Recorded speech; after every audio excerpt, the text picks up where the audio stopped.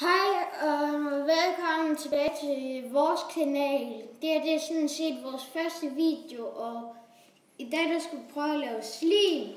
Og så skal vi blande kartoffelmel og noget natron, så skal man noget vand, og så skal man bruge en gaffel og en skål.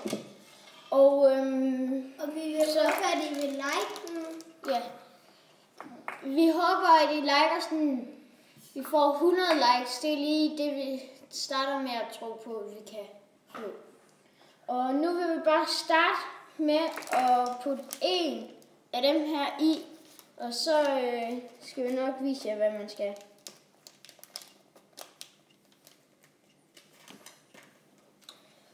Nu har vi puttet en af dem i, så skal man putte vand i.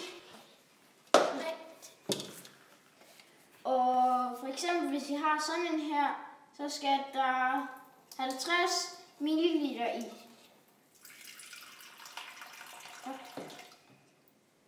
Så putter man bare sådan der i, og så skal man røre rundt.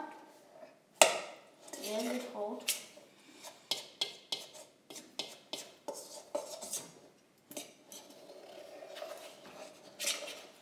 Og så skal man have en bitte smule natron i. Og det er cirka rigtig lidt.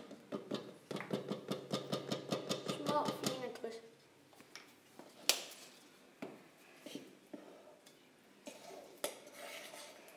Jeg kom til at putte for meget i. Så meget skal I ikke putte i.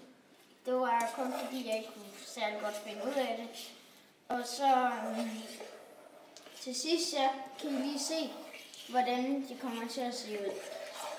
Ved os der er det sådan fint slimmet, og man kan godt putte lidt frugtfarve i, hvis man har det, eller noget, som der kan farvelægge.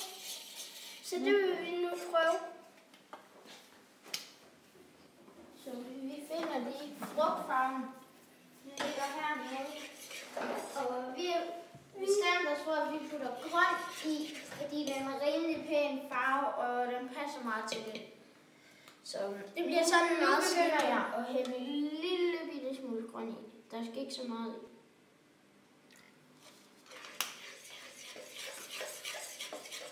Og så når man putter det i, så rører man bare rundt og rundt.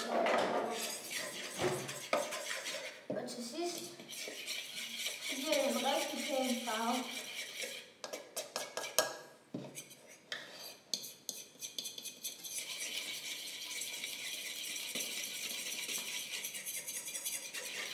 Vores der bliver helt sådan lysegrøn. I kan prøve selv derhjemme at putte mere i, så bliver det, jo mere I putter i, jo mere grøn bliver det. Altså mørkegrøn.